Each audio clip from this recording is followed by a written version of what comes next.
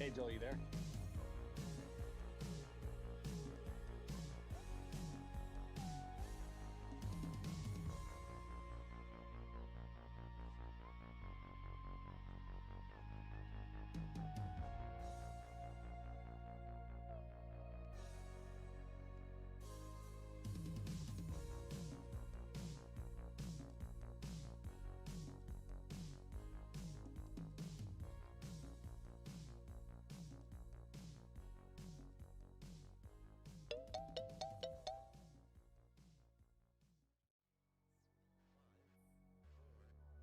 Hello?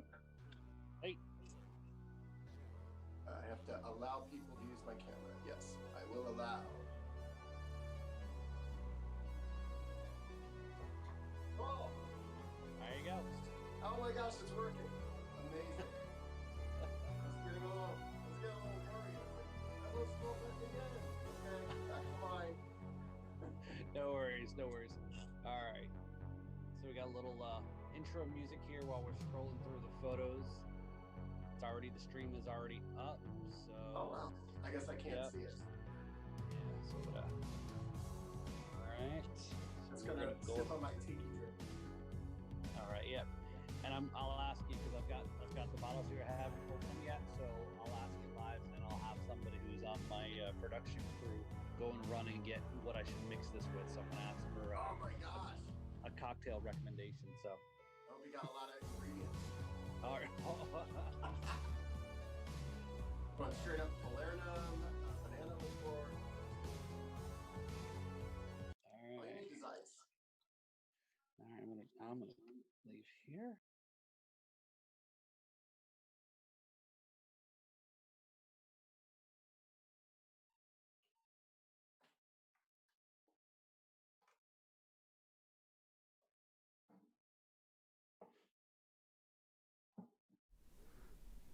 All right.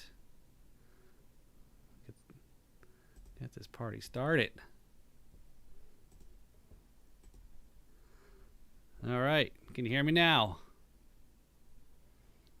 All right. So just do a quick check there, Joel. Check. All right. Check two. All right. Excellent. Yeah. So apparently I forgot to mute the mics here as we were doing our little intro there towards the end, but that's all right. So, all right. So we are going to go ahead and get started. We are live and we're streaming, and we're going to go ahead and get all that rolling. And we are live out, like I said, live out there in the interweb. So hello all who are watching. So let's get this this Saturday night started there. All right, here we go. Hey all, Paul from Drums and Rums, where the backbeats meet the spirits, episode 42. On this podcast, we have sorry, I'm a little parched. We have the cocktail scientist, and yes, he's an actual scientist, which we'll learn more about. Also, he's a co-founder of Rock Sound Rum, based in Austin, Texas. He is also a writer for the magazine Got Rum, and we got connected on Instagram earlier this year, where they got some cool marketing, which includes a love for the 80s. We're going to talk about science, Rock Sound Rum, music, and something about the Beastie Boys. I'd like to welcome our guest to the podcast, Joel Lackovich, the cocktail scientist and co-founder of Rock Sound Rum. Hello, Joel. Welcome. Hey, Paul. Hi. How you doing? Good. How was your day today? It was pretty eventful. My wife currently is in Mexico on vacation, celebrating getting the vaccine with her girlfriends. And being a scientist, I kept her home for the past year and a half, as long as I could. So I got the 4 kiddos. We had some basketball games. We had some parks. We even went and grabbed Subway. So it was a pretty eventful day. It was pretty crazy. Oh, excellent. And that's so you've got all the duties there. So do you got a reciprocating trip then coming up there too? Yes, actually, I'm hoping so. So we're looking to be distributed throughout the Caribbean here for Rock Sound Rum. Nice. And so I'm looking into going down there, across there this summer. So really excited. Definitely looking forward to going to St. Martin. That'll be our first stop. So really excited. Yeah, I get my second shot next week. So if you need anybody to carry bags and help drink rum and promote, let me know. I have a passport. I have a passport. So. Oh, okay. You're booked. I need the assistance. There you go. You're gonna carry the cases of rum. We're going from bar to bar. Let's go. No problem. I need to get out and do a little exercise too. So. Well, lifting cases of rum, it's always a good exercise. Oh yeah. So we're talking shots, the vaccine shots kind, and it also we'll be talking about the drink kind of shots too. So totally looking forward to it. So Joel, tell us a little bit about other than the little intro there that I gave. Tell us a little bit about you. Sure. Let's see. I'm a classically trained scientist. I went to the University of Florida for both undergrad and grad, go Gators, and really sunk my teeth into science while I was there. So I got degrees in microbiology, minor in chemistry, and then I went on to get my master's in biotechnology in the Department of Molecular Genetics and Microbiology while I was there. Wow. I also, because I love school, got my minor in English while I was at the University of Florida, and I found a teacher that I just kind of latched onto. When you find those really good teachers in the world and you just want to absorb and be the sponge. And his name was James Haskins, and he actually wrote the book The Cotton Club. And we know The Cotton Club, famous movie with Richard Gere, and I guess you could say that might have been my forte into prohibition and cocktails. Okay, yeah, even right. Before I was a bartender. Yeah. So I literally took every class that James taught. He lived in Manhattan, flew down to teach one class a week at the University of Florida. Flew out on Tuesday, taught the class on Wednesday, flew back on Thursday. So for 3 years, I took every class that he taught. So he and I became relatively close from a student-teacher perspective, as I was always in the front row just absorbing. From there, after I got my degrees, I kind of bummed around Gainesville a little bit, playing guitar around local bars, because that's kind of like what you do after you take life really seriously for a few years in grad school. And then I got a job offer up at a wonderful company called Life Technologies up in Rockville, Maryland. And I worked in the Department of Amplification, working on polymerases and reverse transcriptases. These are enzymes, and I worked on enzymes. So we'll just leave it at that. Yeah, no, Joel, I'm really, you're what you're saying there. I feel like this is like maybe one of the, no offense to any past guests, but we've become a little bit of a highbrow show now. We're stepping the We'll take it down a notch, and we'll talk about how I was really bored for the first 2 weeks of my day job. So I got on the Shady Grove Red Line, and I went into D.C. to go see the monuments, because that's what you do when you're a tourist and you just moved to Maryland. You want to go see the monuments. And I don't know if anyone's ever been on the Red Line going from Maryland into D.C., but no one talks. Like no one. They just stand there holding the pole, read a newspaper. Back then there was no iPhones. And I just started kicking up a conversation with the people next to me, because I'm from Florida and I love to talk. And Mike Seaton and I became really good friends. And when we got off the Red Line, he goes, "Hey, have you ever bartended before?" I had no idea where that was going, but I have definitely served a lot of beer in college, at parties. So I was like, yeah, I bartended before. He's like, "Good." He goes, I need another bartender. This was Sunday. He goes, "Show up here at this address on Friday." And I went, okay. So I get home that night after seeing the monuments, and I tell my college roommate about my experience. And he's like, "Well, where's the gig?" And I go, "Nation." He's like, "Nation? That's the largest nightclub in Washington, D.C. And I went, "What?" I just thought it was like a bar. And he's like, "Have you ever bartended before?" I went, "No." And he goes, "You need to take a class." So what's the first thing you do back then before Google? You get the yellow pages. Yeah. So I looked up ABC bartending school, and from Monday through Friday, in downtown DC, I learned how to bartend. I used all 5 of my sick days for the year to bartend for this crazy job, and it has definitely changed my life. I've met so many incredible people, but let me tell you that I highly recommend everybody go take a bartending class. You will learn not only a lot about the spirits and about the industry, but you'll learn a lot about yourself and what you like and what you don't like. Right. So I knew I liked rum, but I didn't know all the different rums back then. I knew I liked a lot of spirits, and then I was exposed to new spirits. Like, oh, wow, look at this, Galliano. Oh, I'd heard of the Harvey Wallbanger, but I never actually held the bottle until that class. So that's the bottle that's up on the top shelf that nobody knows usually what it's for. Yeah, I do have it. It's up there.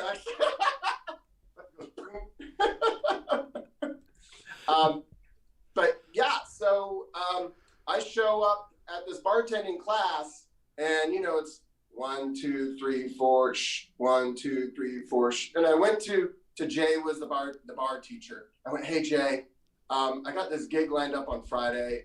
It's kind of a high volume bar. I'm a little nervous about the way you're teaching me. Not that I love what you're doing. This is really great, but I need to be able to make drinks a little bit faster. It's like, well, what gig you got lined up? And I go, I got a gig at Nation. He's like, oh, can you get me a job there? I was like, oh, no, I'm in trouble now. The bar teacher wants a gig there. So he goes, yeah, this is not going to work out for you. I'm sorry. I was like, what do I do? He goes, give me $100, stay after class for an hour every day, and I will teach you how to nightclub bartend. And that saved me. So I show up Friday, and I remember the first guy that came up to me, and he's like, I'll have a vodka cranberry. I go, oh, you mean a Cape Cod? And he's like, no, I want a vodka cranberry, dude. I was like, oh, okay, this is how it's going to go. And I learned it really quick at nightclubs. 99% of people in nightclubs tell you what they want. They tell you all the ingredients. And then the names are rolling through your head. Like, oh, yeah, that's a Cuba Libre. Right, yeah. Here's your rum and coke, Right. And it just kind of built. But that night, you'll appreciate this, because we kind of talked about this, about, when we were talking about drums and rum. I was like, oh, backbeats and stuff. Oh, this must be like a rave kind of podcast or something. Well, Moby was spinning that night. He was releasing the album Go. Wow. And I show up, and I'm one of 12 bartenders. This place holds like a few thousand people, and people are wedged in like this. And actually, before the vodka cranberry, my first drink ever that I served behind a bar was spraying water on a crowd from the water gun, because they were all so hot. And then I made a drink, like I made the vodka cranberry like 5 minutes later. But it was crazy. That was my introduction into bartending, being able to make 30, 40 drinks every 5 minutes, line them up, shots, go. And, it was incredible. It was an amazing experience for 4 years. So Joel, then how true, because it sounds like it's fairly close. And again, clubs and bartending and, people have been drinking spirits for many millions of, well, not millions, but many years, hundreds of thousands of years. Is how close then is, the Coyote Ugly movie? Obviously you're spraying the crowd, or, oh my God, I'm drawing a blank now. And then, we get this whole 80s thing we were talking about. Why am I drawing a blank on, the Tom Cruise movie? Cocktail. Yeah. Okay. I don't know why that was so hard to remember. No, you're right. Yeah. I see. Yeah. So, are you asking like the parallels? Like yeah. Oh my gosh. You don't have time to make it look pretty. That's for sure. They want the drink, they want the straw. Except Nation had a bunch of VIP bars, and so for those. But the knowledge that I got at bartending school really, really helped, because sometimes all of a sudden you get an old fashioned. Now, you're in a nightclub, you're not getting an old fashioned in a glass. You're getting an old fashioned in a plastic cup. Right. But they were always really surprised and really happy that I had that kind of knowledge, that I could, here's your old fashioned. Here's your mojito. Like, whoa, what the heck? I did not expect that at a nightclub. So that really benefited a lot. And then you just learn what people like to drink, and then you remember. And then, I from bartending perspective, having all that knowledge also helped with gratuity as well. So that was a big part of it as well. So you didn't have one of the other fellow bartenders there, treat you like a when just because you didn't know what a Cuba Libre was. Well, like Tom Cruise, right? It's like you could have just told me it was a rum and coke with a lime. Yeah. People were just too busy. I mean, it was just insane. It was an assembly line of spirits. Right. But there is a way to the nightclub bartend, and it's all about speed and efficiency if you want to make a lot of gratuity. Now, I worked every once in a while with some people that just wanted to talk the whole time, and that's totally fine. But I felt the pressure of 5 deep. Right. And that after a while, you can only be called so many names, and then you just kick it into high gear. So I guess you would be able to you'd be able to hang in one of those bar rescue episodes, right? When John Taffer walks in. Oh gosh. Wow. Yeah. I mean, he would be like, boy, look at that guy run around real quick. I wouldn't do really well probably in a very small setting where only 5 or 6 people come in because I make the drinks too quick. Yeah. But I would definitely talk to them for sure. But it would be interesting to see him come in at Nation and see that. He probably would have walked in and go, oh man, these guys got it down. I'm out of here. Yeah. There's too many things on the menu. You got to scale this down. You need to have signature.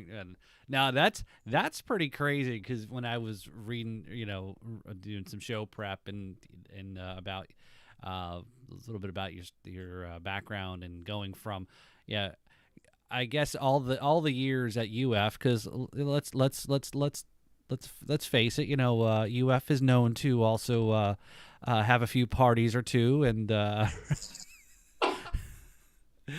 no comment. Yeah, whatever happens before. Yeah, that was. Well, this is crazy. You're not gonna believe this. But I didn't drink really until I was 21.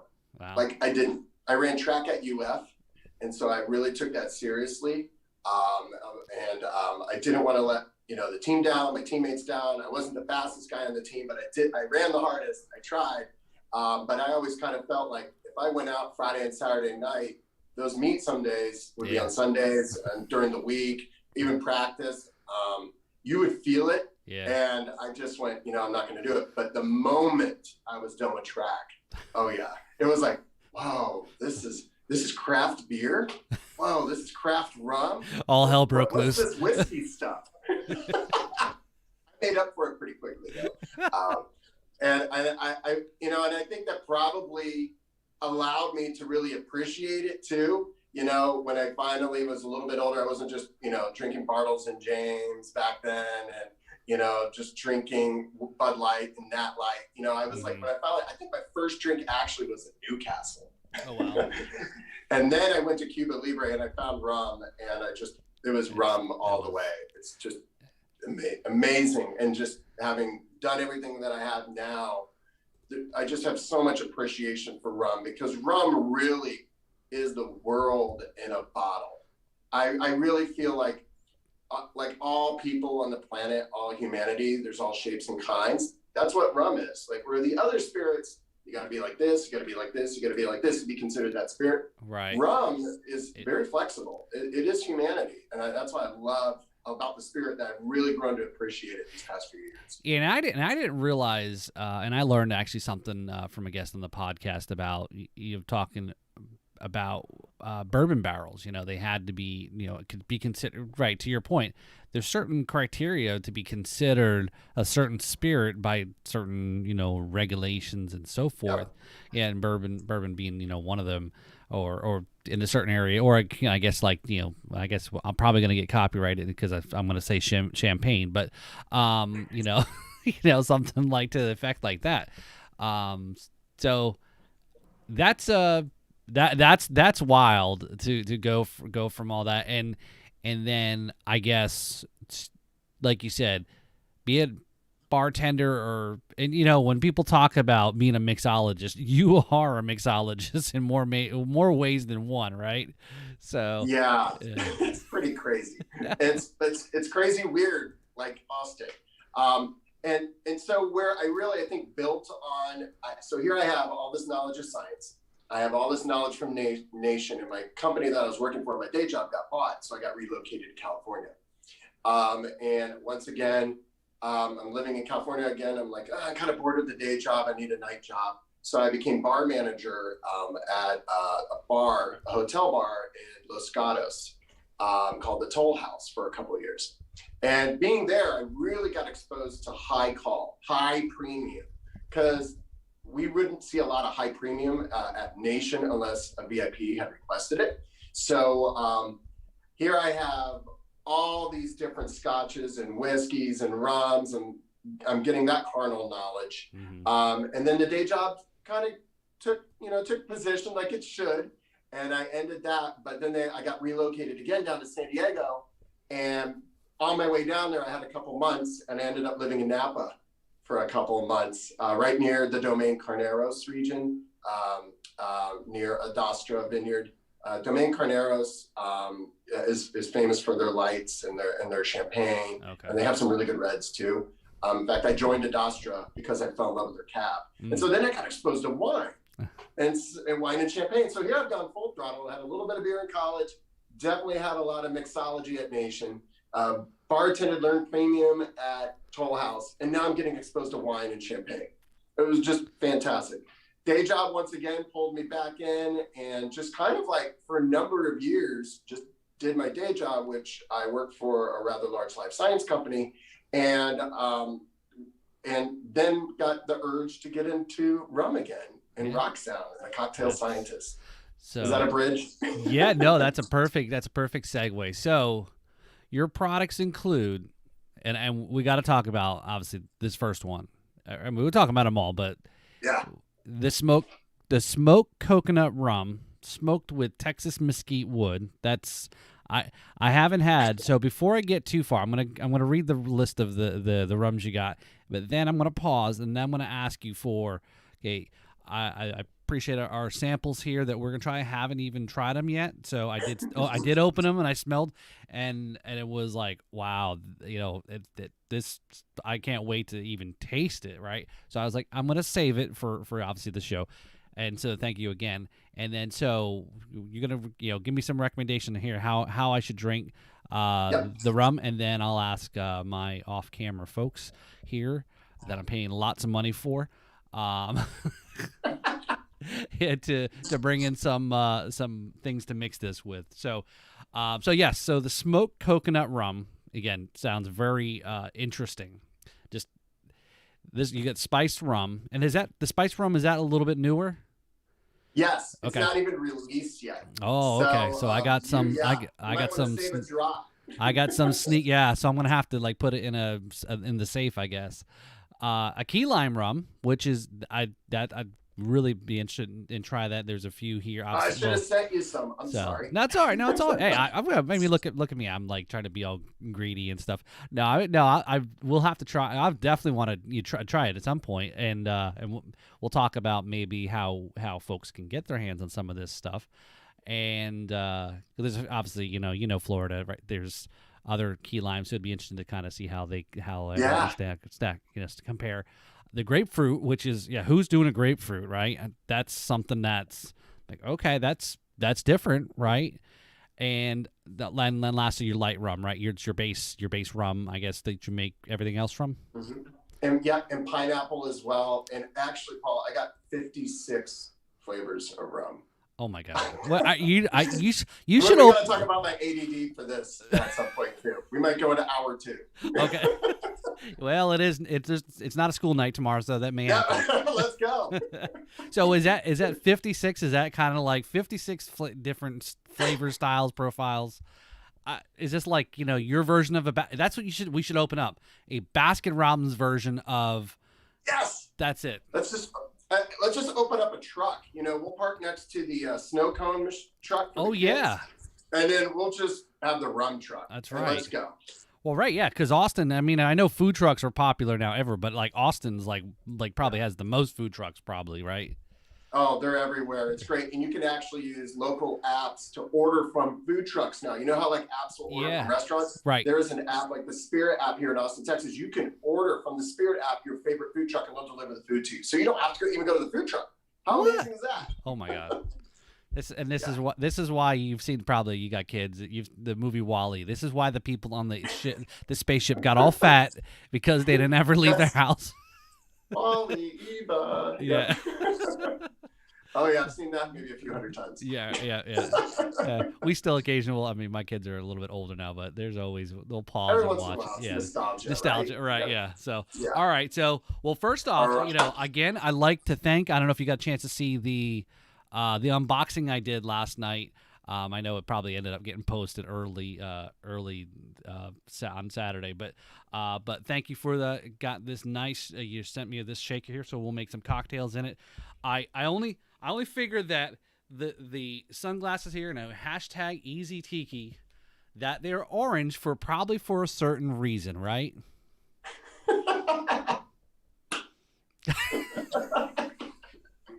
It's like God made. That's right. Sun orange and sky blue, right? That's Isn't right. that That's right. photo?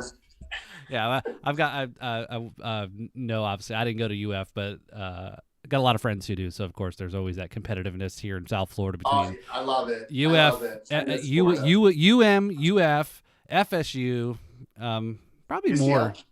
UCF's growing a Yeah. lot. Yeah, they're a huge school now. So I went to Florida Atlantic. To get my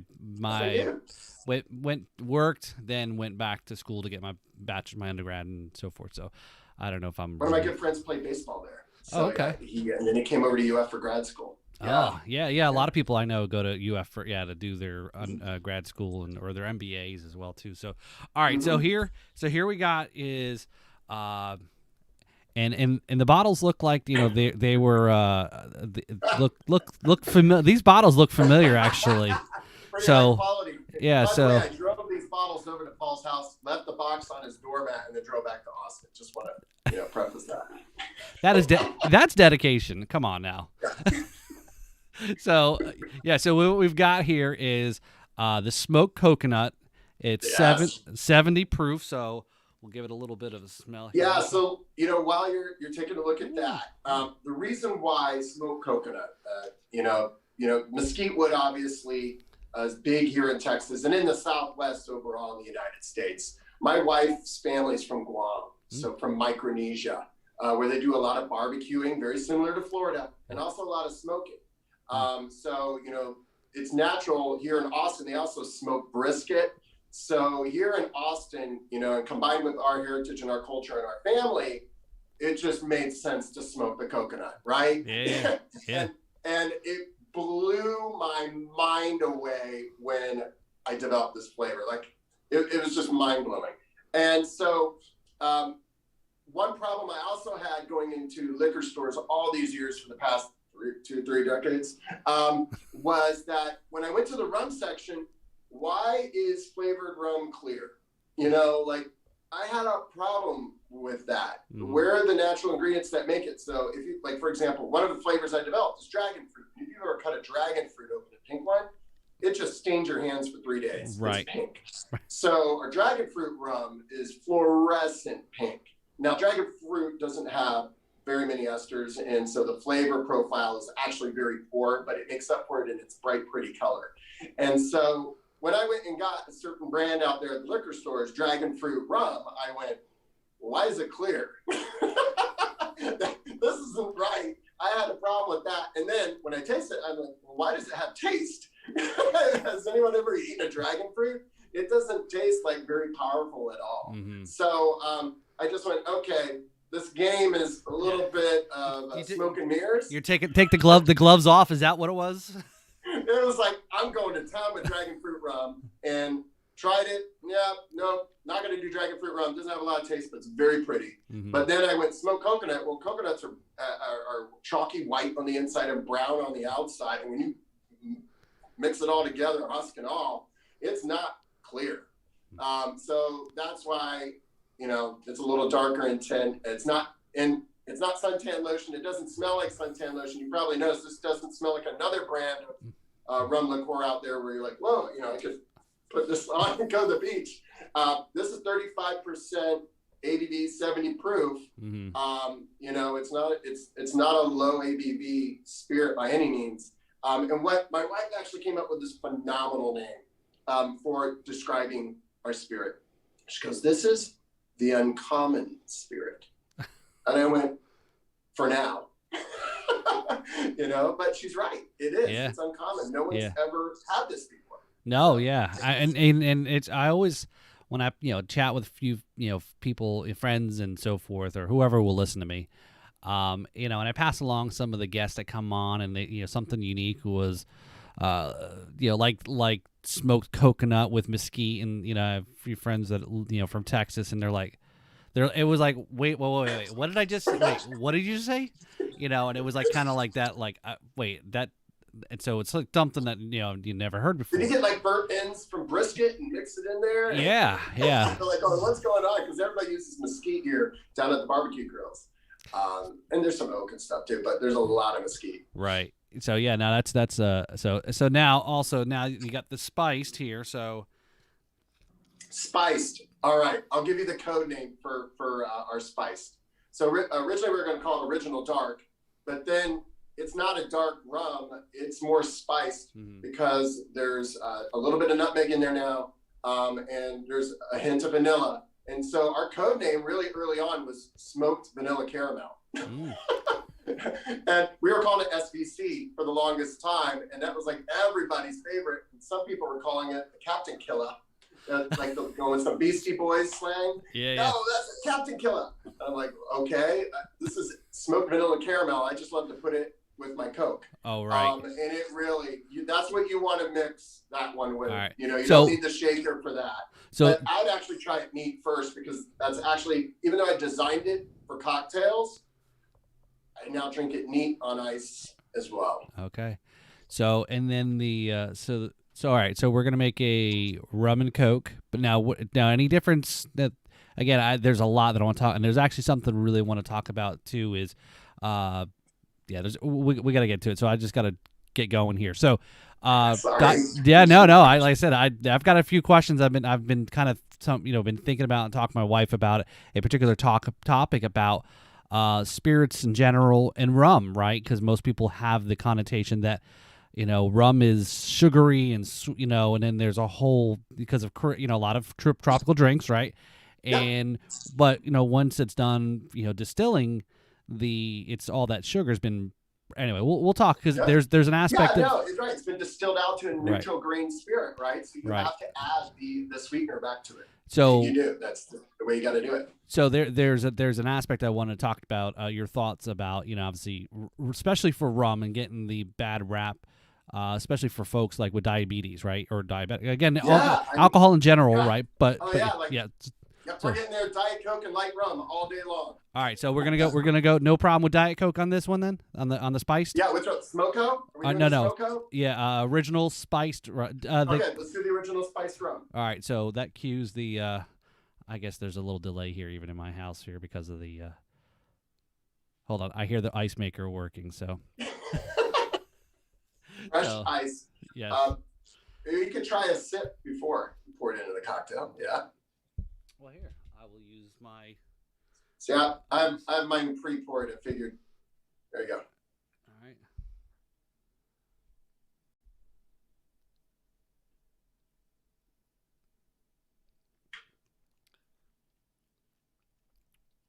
Wow, that's definitely different. Yeah, it's really different. Yeah, that's really good. Okay, so I'll have to. What I'll do is. Your volume went down a little bit, Paul. Yeah, I'm here. Oh, okay.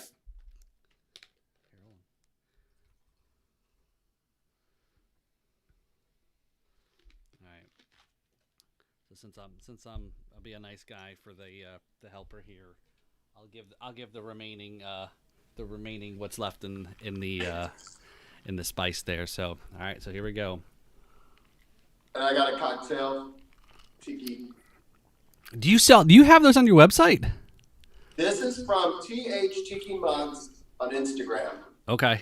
Total shout out there, plug. But I actually went and bought a few of her mugs on there. I just went online and bought them. I thought they were really cool. She shows how she makes them with the clay and everything. Oh, wow. I was like, wow, That's pretty cool. That's better than the one that says mile marker 43 tiki mug. You probably have a few of those. I have a few of those too. Yep. Yeah. We always send it every time we go on the cruise ship. We always buy we've don't get me started about the cups that we end up bringing home with us from the cruise ship. So, but do they make like equator cups on these cruise lines? Like we're near the equator, or like the prime meridian? It's like stuff like that. Like, do they do fun like when you cross over like different borders of geographies? I always wondered if like they do a toast, like we're going across the equator, we got to do a toast. I don't know. I don't. Well, I haven't traveled like that. It's usually been nothing. Right. I've never been south of the equator, Okay. or even east or west of all the other up and down.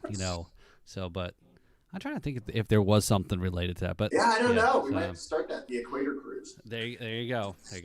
No, but in seriously, we were talking to a few folks. It's like, and I know it's cruising here in Florida has been really hit hard. I mean, look, every business has been hit hard. I know cruising, again, has been kind of stuck in gear, and I know the elected officials here in Florida are really trying to push to get the boats back open. Again, I think they can, like anything else, as long as there's certain things are done and guidelines they've shown and prove, then open them back up, and you make a decision yourself if you want to go or not. But anyway, so all right, so Joel, the whole industry is headed that way too for diagnostic testing. So which is like my day job. Pretty soon the technology will be there where you can have a point of care test right when you're getting on the cruise. So imagine not only for COVID. Let's talk about norovirus. Oh yeah, right. That's always been there. Yeah, people have been getting tore up. So imagine if you could identify that person with norovirus before they get on the cruise ship. I bet there's 300 people right then and there would like applaud that type of testing. Right. Yeah. Because there's one thing that you may get. You may pick up corona from somebody on the ship, but man, you pick up the norovirus, you are not leaving your cabin. Okay. And you probably wish you had corona, probably. Yes, exactly. It's so true. So you can pretty soon they're going to have what's called multiplex testing. So you're going to be able to do one swab, and they'll tell you maybe every viral and bacterial pathogen that is in your body. Some of it might be a little too invasive. Yeah, right. That'd be an awkward if your family trip and say, hey, okay for this, but we're gonna hey. Hey, you don't have COVID, but you got the chlamydia. So, yeah. So, all right, Joel. So I know this is a very an interesting subject for people who are bartenders, right? Is that at least what the limited bartending that I had done and learned was, and I didn't go to school, but I actually have been thinking about taking going down to the local bartending classes that I have, and just to kind of if I got a fallback plan on something. At least I've got that going for me. But your home bar will get even bigger. Oh yeah. And I told my wife, I said, hey, I got 40 bottles of. She goes, you have that many bottles? And I go, well, I've been collecting and picking up a few here and there, and I have some that I haven't opened yet because they're not readily available here locally in Florida or even online yet, and then I posted on one of the Facebook groups asking what's the survey of what's people's size of their rum collection, and I was like, hey, is there 40 a lot? They're like 40. I'm like, oh, I got like 90 and this and then our guest a couple weeks ago has the largest collection of Havana Club. He lives in Germany. Wow. And he has over 500 bottles of different unopened, and so if you get a chance, check out that podcast with Christopher. It'll be a museum piece. Oh my gosh, he should open up a museum and write off all his purchases as a nonprofit. Well, that's the thing and he became a self-driven historian for the family, for the family that started that run. But anyway, so mixed. So with anything with carbonation. Stirred, or you let the carbonation do its job? Ooh, I've never even thought about that. What's interesting with carbonation is carbonation, and this is why you've seen a little bit of level of obesity here in the United States, not only from rum, but with carbonated drinks in general. Okay. When you have a carbonated drink in general, it triggers a biochemical process in your body, which makes you hungry.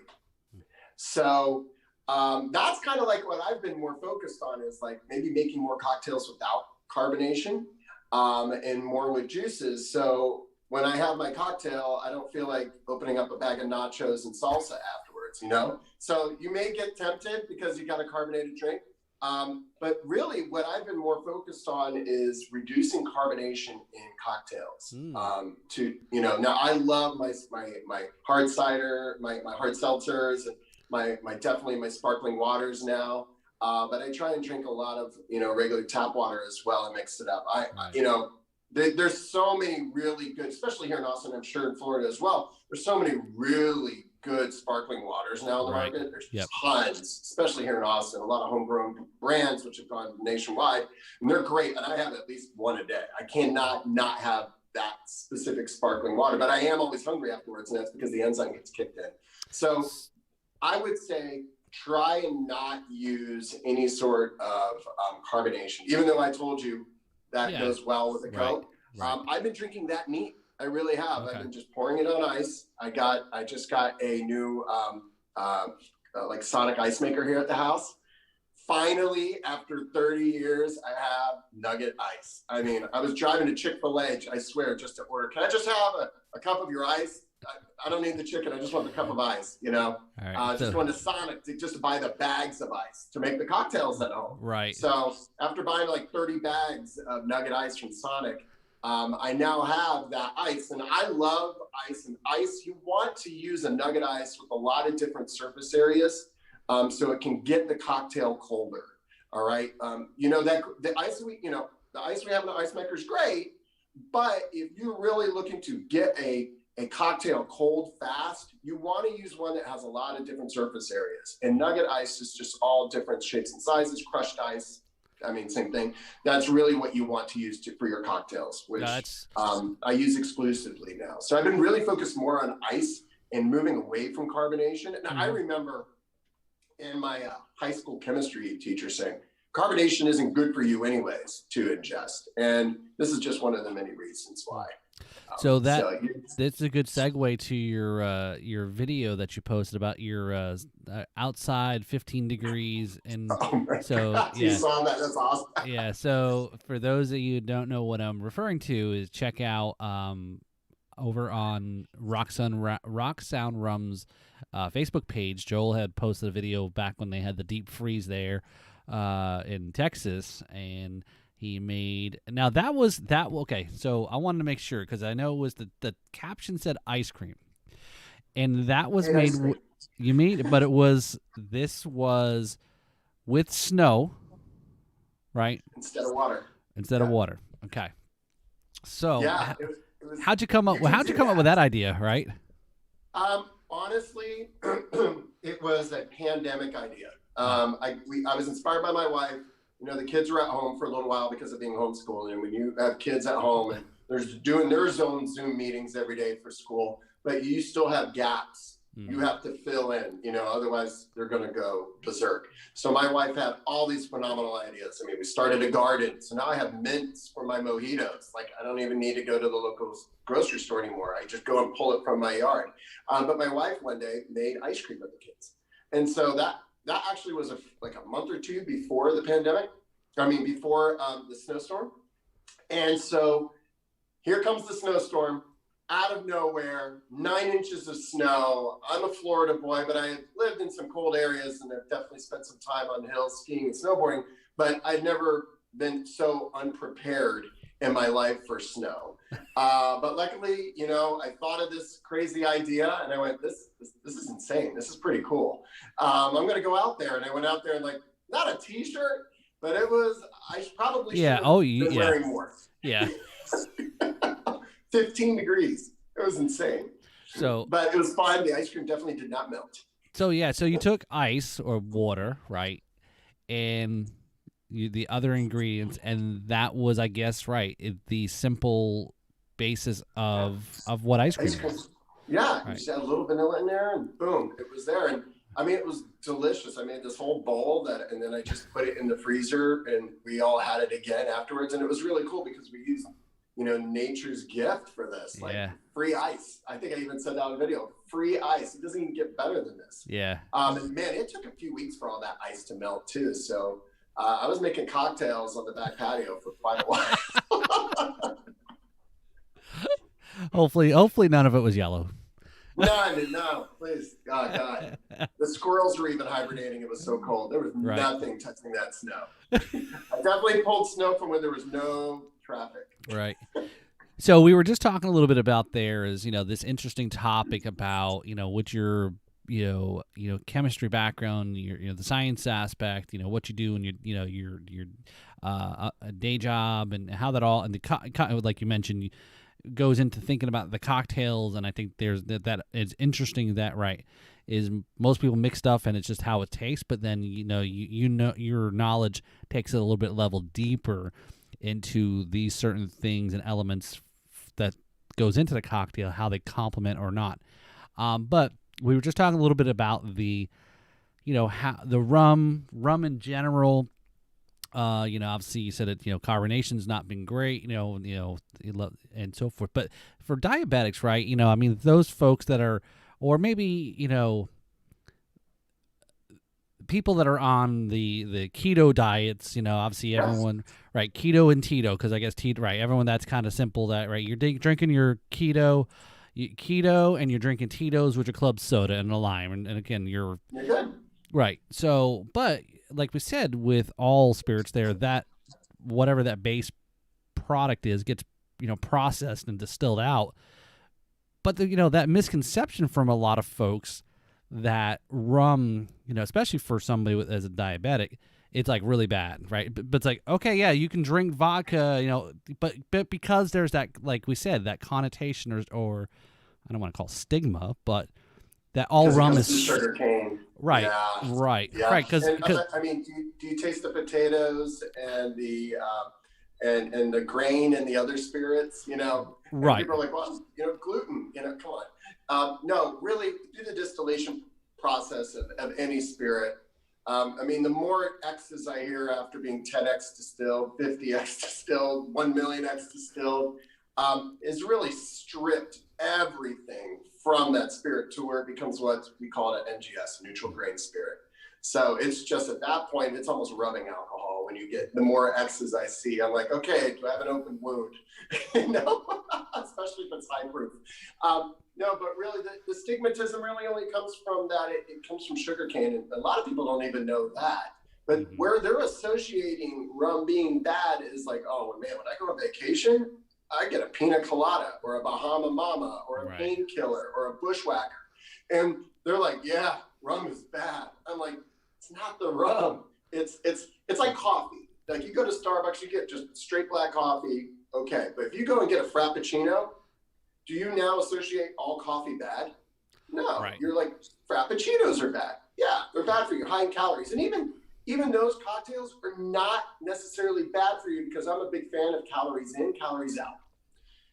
That's what it is. If you're going to partake in drinking a large, high caloric, sugary contented cocktails, you better have an action plan. Right. How are you going to burn that off? Are you going to make sure you mowed the lawn, before you had it, or are you going to go mow the lawn after? I highly recommend mowing the lawn before, but maybe you definitely want to hit the gym tomorrow, and work off those calories. Another thing is like drinking a lot of sugar before bed really has been known to, there's been a lot of studies on this, add to stress and anxiety in the body. So sugar does have that effect. So you really want to make sure that you have an action plan before you drink a high caloric, high sucrose cocktail. You really want to think about how are you going to get rid of that sugar, because sugar is not, I don't think sugar is necessarily bad as long as you have an action plan. Now, for diabetics, absolutely. That's a totally different story. And the American Diabetes Association has even come out and said, hey, light rum, tonic water, low lime, done. Do that. Soda water. You're good. You're good to go. Or Diet Coke even. Diet Coke and light rum all day long. But for all of us that go and drink on vacation. You know, it's great. You're finally on this vacation, but what you're doing to your body while you're on vacation, you're creating a whole nother level of stress. You're trying to get rid of the stress from the day job, maybe, let's say, but you're creating another stress on your body. So really, I guess the take home message I'm trying to say is, and just from my experience, and if you read, and, you know, in Got Rum magazine that I write for, I write the calories in there. I write how much sugar is in the cocktail. You know, daiquiris are not that bad at the end of the day. So a little bit of sugar, lime juice, and light rum. Grog's not that bad. Bushwhackers, that's like going to Starbucks on steroids, you know, and getting that a double frappuccino, right? Right. So think about your action plan for your body. That is the biggest thing. I highly recommend when it comes to calories and sugar and cocktails. You want to have that release. You want to escape those pressures, and you're on vacation, or you're just enjoying them in your backyard or at home, you know, with social gathering. But think about how you're going to burn off those calories if you do decide to do a high sucrose, high caloric cocktail. So you would recommend then, and when you said daiquiri was okay, was a actual daiquiri, right? Not the frozen kind, but to get to because what goes into those, right? Because the frozen daiquiris are mostly all that syrup and all that extra stuff, which actually snow cone. Right, but I guess you could do a daiquiri, the natural, you know, the natural way, and then throw some ice, and then just, you know, hey, there's you don't have all the mixer and all that other stuff that goes with it. Yeah, just a little bit, and then you got the mojito as well, the same way, and that's really the mojito is what I meant to say really, with just a little bit of sugar, you know, and then you throw all that soda water in there, and then you throw the mentha in there, and you just you're okay. You're muddling just a little bit of sugar, and that's really, those sugar granules are not really to make it overly sweet. It gives it a little bit of sweetness, but that sugar combined with the muddling and the mentha, that is actually grinding the taste out of the mint, and I'm giving it that little bit of taste that you want when you enjoy that cocktail.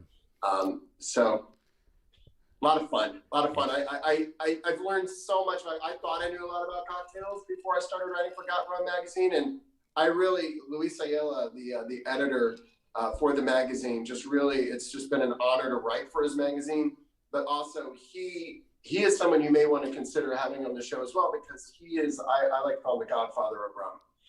Okay. He just knows so much about rum, from premium to sub-premium to aged to unaged. And I'm a sponge from him. But then what I took his knowledge and then I applied it to the cocktails, which I had a lot of experience in making in the course of my career. It really was like pulling back, going, whoa, this is amazing. I had no idea. It's just, you know, the calorie thing was a big thing for me. You always knew it was filled with a lot of sugar. Right. But some of these are like, whoa, you know, it's like drinking 2 fraps. Right, yeah. When you look at what the calorie count on something like that, you're like, holy crap, that's your whole day's worth of calories. And and it's so that's a no, I'll definitely, if you can maybe introduce, I'd love to have, you know, more, you know, folks that are, you know, in the industry talking about things like that. Well, I guess real quick, I want to ask you. You mentioned the favorite drink, the Love Shack. Okay, so so teach me here. I'm a noob, right? That's what I'm drinking right now. Okay, so what is in the Love Shack? So the Love Shack, take a little step back. The Love Shack actually started as the Love Shake, and it was a gift from my wife and I to our nanny at the time when we had the littles, as a signature cocktail for their wedding. And it was the Love Shake because our nanny's first name is Shelby, and she was marrying Jake. And so Shelby and Jake make shake. So here we had this wonderful cocktail, and it was a very big beer drinking crowd, for sure, like most weddings here in Texas. And then it just, the kegs never floated, and the rum just started pouring like crazy. And so what we use is our original light rum or smoked coconut rum. You can use either of them. And really what I learned how to make it from evaluating the painkiller. And I'm sure you've had a painkiller. Mm-hmm. And so looking at the painkiller, I went, ooh, what happens if I were to sub out orange juice and put in mango? Okay. That would be fun. Yeah. And then what would, and you know, because it's love, it has to be red. So I'm going to add a little bit of grenadine. Okay. So what I ended up doing was having the rum, the pineapple juice, the mango juice, the cream of coconut, and the grenadine, and then shake it up. And it is incredible. We changed the name to the Love Shack because all of our marketing is an 80s theme, 80s lean. And for anyone who doesn't know what Love Shack is, it's very popular. It's tin roof rusted.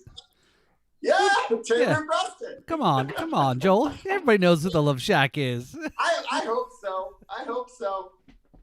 Now I got it in my head going. That's right. And so you know, it's become the Love Shack. It's an incredible cocktail. If you've got mango, if you got pineapple, if you got cream of coconut and a little grenadine, let's go for it. Can you mix it with the smoke hoe? Well, I don't know if I can put that tall order, so I don't know if the off-camera folks are. I think yes, we've got grenadine. I think we do have cream to cocoa. The dark or the light? Light. Okay. Yeah, I use Coco Real. I like Coco Real. Okay. It's a little bit more sweeter. I think we got that. So, and what was the third ingredient? Pineapple and mango juice. Pineapple. Oh, and mango. All right. So I think I got we have got pineapple. I don't know about the mango. So I think that's let's see if there's that challenge, and maybe that might show up a little bit later in the show here. So we'll see. All right. No. Okay.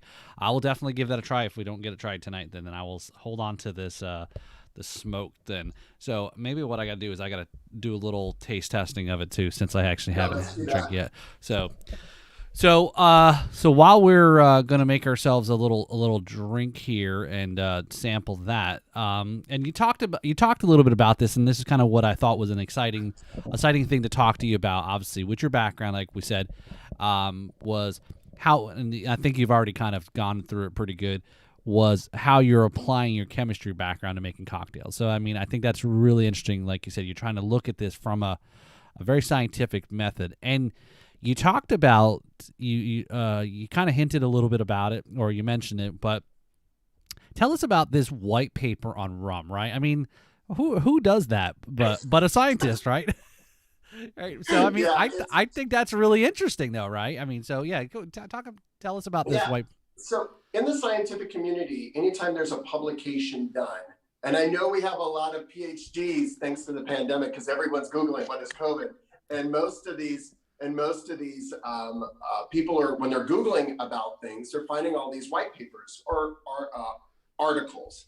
And really what they're broken down into is an introduction, a materials and methods section, a results discussion and conclusion. Obviously in the white paper that I do for Got Rum magazine, I don't put results because it's kind of hard to talk about results. Sorry, Joel. You see me making a face there. And I'm like, wow, that is really good. This is the smoked coconut. I should have been drinking with you. You were drinking alone. Sorry.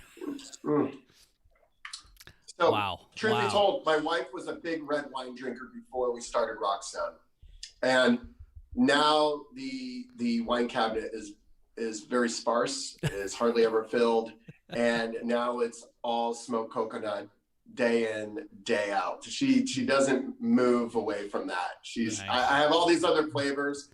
Right. That's not true. I have jalapeno, which she absolutely loves. And when we were getting ready to launch the brand, jalapeno finished number 2 in our taste test that we did. And then we sat back and we reflected and we went, well, how many people go into the liquor store going, I got to get my jalapeno rum today? Right. So we went, while it is number 2, right behind smoked coconut, we call smoked coconut our unicorn. It's there. And once the brand builds up enough, then we'll release jalapeno. I took it a step further, and we had a friend of the family actually come, and he and his family a couple of years ago stay with us, and he's big into spicy salsas. And so he's been studying spicy salsas for years.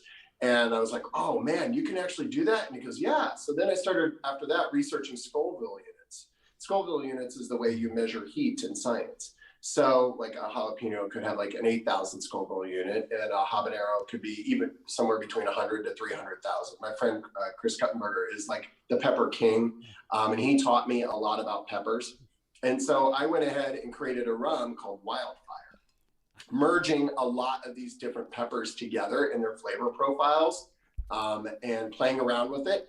And I can't do spicy. Like Denny's wings burn my mouth. All right. Like my wife could eat a habanero and she'll sweat a little bit and she'll go eat another one. I can't even do a jalapeno. So it's hard for me to enjoy that. I love the taste of pepper, but I can never do it. So I created a rum called Wildfire that burns for about 10 seconds, like 300,000 Scoville units. You feel like your mouth is on fire. And then on the 11th second, the heat goes away. Wow. Total proprietary secret, but it allows people like me to enjoy the heat, I guess, if you can enjoy the heat, and then all of a sudden don't feel like you need to drink like a whole gallon of Ozarka water afterwards and just sit there and, drink milk, Right. So I have that over here. I actually been keeping it for a while. I'll have to send you some, but I use growler mugs for all my flavor profiles. And so this is my Wildfire. And so it's fun. You show up at a party, you're like, all right, I got my rum. But it allows people to actually taste things. And that's another thing. There's a lot of flavors, whether it's because of spice or not, or salty foods and stuff that you can't enjoy because number one, you don't know how it's going to affect your body. But number two, maybe it just burns your mouth so much. Right. But you enjoy, I love the taste of jalapeno. I just don't like the heat. Right. And so being able to play around with science and dig into it, I can now enjoy my peppers and all through rum. And everything that you make is, and I think you kind of gave that analogy about, going into the liquor store and seeing other flavored or, styled rums where it's does not look like it's natural. Right. But that's, without, I guess, giving away, too much or whatnot. But I mean, that's what you're doing is taking the natural product or natural ingredients and then doing your thing. Right? The magic, the science. Yeah, the pixie dust. Yeah, that's really what motivated me. So when we first thought of Rock Sound, so Rock Sound came before the Cocktail Scientist, and the Cocktail Scientist quickly came right after Rock Sound. Because when we thought of Rock Sound, it really was when we were on vacation, we were with the littles, and we were enjoying this, and I just went, I can create a better rum. Right. I mean, it wasn't like, I'm going to do this. It was like, we can create a better rum. I really feel like I can do this. And just looking, being in Austin, which we call still country, there's just so many wonderful distilleries and so many new products and spirits here. It's just amazing being in this community and being exposed to this. It's hard not for it to rub off on you. So when you go into the stores, you're like, well, there's a great gin out there. There's a great vodka. There's a great whiskey and bourbon. Well, why isn't rum evolved? Mm-hmm. Why is it, really evolved since the colonial era? Now there's some delicious premium rums, and I love premium rums, but I also love cocktails. And taking a premium rum and dumping it into a pina colada almost ruins the premium rum to a certain extent because that it's being masked by all the ingredients. Right. So, but taking a rum and learning how to flavor it in a specific format, you can enhance the cocktail as opposed to making it feel like, whoa, this is really strong. Like if you've ever put 151 into a cocktail, it's really doing nothing but, limiting you to one drink for the evening. And not to smoke or use your Juul. Yeah. So, that was a lot of it. And so when I started sitting down and thinking of it, and I'm a huge Beastie Boys fan, I mean, I just, kind of went, all right, we're doing this. Rum is an incredible spirit. I love rum. I've always loved rum. And just like I've always loved hip hop. I've loved hip hop my entire life. And here come these three crazy white guys, and they come and totally transcend hip hop and help it evolve. And to a new way, like there's still old school hip hop and different styles of hip hop, but they created this whole genre that really everyone will recognize that they made a significant contribution to hip hop and to music. And, I mean, look at the videos. The music video industry just really blew up because of them. And so this is kind of like what we're doing with rum. So if you look at the label on the Rock Sound bottles or in our marketing, that font is the font from the Beastie Boys' Greatest Hits album. So come after me, Beastie Boys, but I'm actually honoring you. I don't think you can patent a font, but we want to be loud, we want to be noisy, but at the same time we're tasteful. Right. We're just really coming in to shock and awe the industry and have a whole lot of fun in the process, and really just pair well. What I love about rums, and hopefully you agree, is like rums are like, you want more rums in a cocktail. Like a lot of these cocktails have like 2 or 3 different types of rum in it. They're mixing light, dark, spice, demerara. They're, right. High proof, premium. They're mixing them all together. Rum is a party. And it's not like you'll see different spirits going, oh, no, no, you stay away. It's our spirit. Where rum is like, it's not a good rum cocktail if there's not 2 or 3 brands in there. Right, yeah. So I guess then you may kind of appreciate this attempt that I'd go. And again, sometimes I'm, it's kind of like some of this podcasting that I've been doing over the last year, and didn't know a whole lot, and gone and just jumped head into it. And I know some would have said or looked at it as very kind of foolish, or again, I don't know what I don't know, and I don't know what the limits are, and again, sometimes it's great, right? So sometimes when it comes to drinks too, it's like, what crazy stuff can I throw in a cut? Again, I don't know, but I don't have some of the ways they approach it. It's just, again, it's just the fun. Let's try this, and especially at, obviously in a home bar. And the other night, we went over to a restaurant here in town, Nitrogen here in Jupiter, and great place. The staff, the owners, everything. And I went in and I asked the bartenders. I said, for some reason, it just hit me the one night. I said, let's try a smoked daiquiri. Ooh, yeah. Right. And they got their little smoker box in the out and right, because I had I think probably like an old fashioned or something, like a smoked, and they put their Blanton's bottle and they and all that. So the first one was made with a lighter rum, and maybe it was a little bit smoked too much. So I think the lighter rum wasn't it doesn't again versus a darker or aged one. Yeah, right? I mean, it's been totally stripped of everything, so it's not going to really. Let me take that back. There are some light rums that are full of heavy esters. Very, very. They have a lot of oomph to them. So they haven't been stripped that much. So just because it's clear, I should preface this: 99% of them have been stripped that are out there on the market. But there are some wonderful light rums filled with esters. And so esters are those flavor compounds that give food, that give spirits, that give drinks their flavor. Okay. We all learned about esters back in high school chemistries. And so really, just because it's light, I just want to preface that, it could still be a complex rum, but most of the time you're absolutely right. It's just been stripped. It's an NGS, and it's just sitting there waiting for all the ingredients to present themselves. Right. And then we did it with a darker and a little bit more aged rum. And I said, hold back on the smoke this time. And it actually was interesting. It was like, so when the head bartender, he came by, he wasn't there that night. And I said, he goes, what? I go, this is how you kind of get you throw stuff against the wall and let's see if it sticks, right? So. It's experimenting. It's experimenting 101. Yeah. Like I was unaware of Saint Germain, a wonderful elderflower liqueur, until I really got into this, and I went, holy cow! Where has elderflower been my entire life? This is a great natural sweetener, phenomenal. Falernum, another one that you find in a lot of tiki cocktails. Don't go to the well and get simple syrup anymore. Go play around with these other complex sugar, molecules. They're phenomenal, and they're more natural because a lot of the simple syrups, you just it's not like what you're doing at home and taking your sugar and pouring it in a hot boiling water.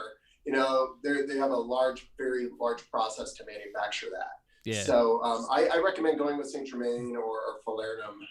Make it yourself even. I haven't got the guts to make my own Falernum yet. I want to give it a shot, but it's definitely on the to-do list. There's some things that to your point, it's like, I've never, again, we're kids of the 80s, like There was never anything. Where did this all come from? Who's making this stuff up, right? So, I yeah. mean, straight up, my passion for sweeteners really was honed from Sunny's sweet tea in Florida. Like, Oh, there's okay. no better sweet tea in the world than Sunny's. And then you get their sweet sauce for their barbecue. I still have my parents send it to me here in Austin. And I love Austin barbecue, but every once in a while I got to have some at home. All right. And that Sunny sweet sauce is just amazing. You can taste the molasses in that barbecue sauce, and it's just so good. The brown sugar, I mean, you just can taste it. And that really has inspired me as well to bring that forward into the rum industry. Yeah, that's. Oh, I could only imagine, this smoked coconut and within a cocktail and around the barbecue, eating some, whether it's ribs or whatever. I recently got into smoking last year, and it's a process. I don't have the big bucks for a Traeger or whatever. I do it the old fashioned way, and and keep track of stuff. But I have a small green egg. I fought it for the longest time, and then I was like, you're always out there on the gas grill. You deserve this. Yeah. I was like, okay, and I did it, and it totally changed my life. And I highly recommend everyone just play around with woods, even. Yeah. Because they all have different esters and different flavor profiles as well. I'm definitely married to mesquite. We love mesquite, but all the woods, the oaks. Right.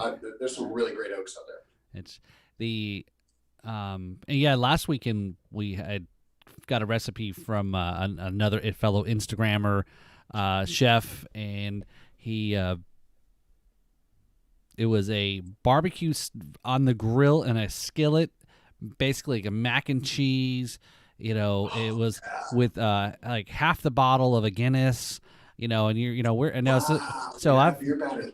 Yeah, so I'll beer batter. It's kind of not. Yeah, I mean, I guess it goes into you put flour into it. I mean, so you're making everything on. Instead of being in the kitchen, it's out in the grill, and you just let that skillet get up there. You cook that, then put the pasta in. Your cheeses, your breadcrumbs or panko, and then at the same time, it was served and being made with chicken wings. Oh my God, done. Yeah, so I'll have to forward What's to your you. action plan for after eating that meal, Paul? Sleep. Sleep. We are talking to a large restaurant chain right now that's focused on breakfasts. And they're looking at using the smoked coconut rum over waffles and pancakes. That's all right. We will have to stay tuned then. So that's a great segue. I don't think you saw my little notes here into the show walkthrough. Is right up next, I'm reading it in future plans growth. So yeah. So let's yeah. So there's something I don't know. Is there something in this that you put in here? It's like microchips and the COVID shots, right? You're reading my mind. Yes, and your genome has been permanently transformed. That's right. I've got 5G. I've got 5G running in my body now. So when we started out with Rock Sound, it was very humble. Again, I had 56 flavors. We narrowed it down to 10. We had a tasting event in our hood, and we were able to get it down to 3. And then we launched right before the pandemic, and our 40 cases sold within 2 months at 4 independents here in Austin. And then the pandemic just hit. Our launch party was actually going to be at a really large festival that you probably have heard of called South by Southwest. It's a very big festival here in Austin every year annually. And we were going to have like a tangential party around the festival to celebrate our launch. So that obviously got postponed. The bottles went off the shelf. It was a perfect time. Then at that point in time, we were incubating in a small distillery, and it was time to find another location. So we've actually used the pandemic to find another location to manufacture our product. Because one thing for sure, there are a lot of great distilleries here in Austin. There are a lot of great distilleries in the world, and people have been making rum since the 18th century, right? So there's people out there that have the processes, and the passion to have our own distillery would be amazing to have that experience where You have the 80s, you walk in and you got Miss Pac-Man sitting right there and you can order a pina colada.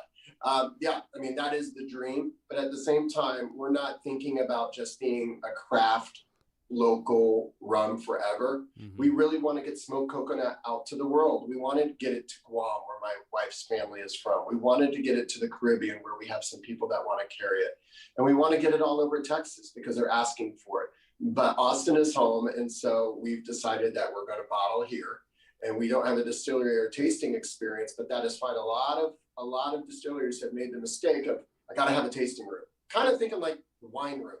And yeah, that's a dream. I would love to have a tasting room and be behind the bar all day and like taste this. But the economics of that are just not feasible if you're looking at it. You can blow and spend a lot of money in setting that up. Whereas I'd rather take that money and that effort and put it into getting it to you and to getting it online. So soon we'll be online on 3 different online sale distributors. So you'll be able to buy it whether you're in Alaska or Maine. Well, I don't know. One of them might be a controlled state. Like I know Mississippi is, but if you're not in a controlled state, you'll be able to order it online. Florida is not, so you'll be able to go on drinkrocksound.com in the next 2 months. Click buy now and start buying bottles. So we're super excited about that. I think the traditional way was you got to make the product, got to open a distillery, you have to have a tasting room, and then you got to penetrate the certain markets on premise and off premise. But the pandemic has clearly shown us that there's other different ways of doing this. Right. And in this case, we want to just reach more people. And smoked coconut is an uncommon spirit that we want everyone to taste.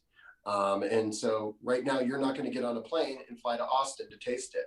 So having that buy online functionality will be huge for people that want to, try new spirits and, order them from the privacy of their own home, have them shipped to the privacy of their own home, in case they're not ready to go out yet. Maybe they're not vaccinated or we're not ready to open up all the way yet, but we're not going to slow down. So it's been more of a crawl before we sprint for sure. We were crawling, we were starting to walk, pandemic hit, and then we went back to crawling. And it is what it is, but it's really allowed us to sharpen our pencil. Yeah. And I think that's been the blessing in all of this. I think you're hit the nail on the head there. Is the pandemic was, it all depends on where everybody landed differently in the pandemic. I mean, we're not done yet. We're not all the way through it or whatever. Yeah. But I kind of saw, I have probably mentioned that a couple times on a podcast, and whoever's sitting, who's now been sitting in their home for however many months, and depending on which state you're living into, that I think it was like the first, we started the podcast almost exactly a year. So we're a little over a year now. And I was thinking the same things, like all these musicians now have been sitting home, right? They can't go play at bars. And I said, either when everybody, all this lockdown gets lifted, either we're going to have some really good music because musicians are they're bottled up. Right, they've been practicing. They've got nothing else to do. They're wood shedding. They're getting better. They're new material, whatever. Or you're gonna have a lot of shitty music right out of the gate because nobody's been gigging and actually practicing. Right, because they write on their bus a lot, right? Right. Yeah. I was so looking forward before the pandemic. This is dating myself a little bit. Before the pandemic, my wife and I were hunting for Phil Collins tickets. Oh. Like we were like. He was throwing I'm not dead yet tour. Yep. And we were like, okay, where are we flying? Because we got to see this guy. And then the pandemic hit, and I'm like going, okay, Phil at home for a year. I'm expecting another but seriously album. Like I'm expecting like a big album to come out of him. So are you a big Phil Collins fan then? Oh yeah. So check out his, here I'm plugging Phil Collins' podcast now. Hey Phil, can you do the same for me, bro? I will when I'm on his podcast. Does he have one? He had one. I think what it was. I'll tell you what it's called.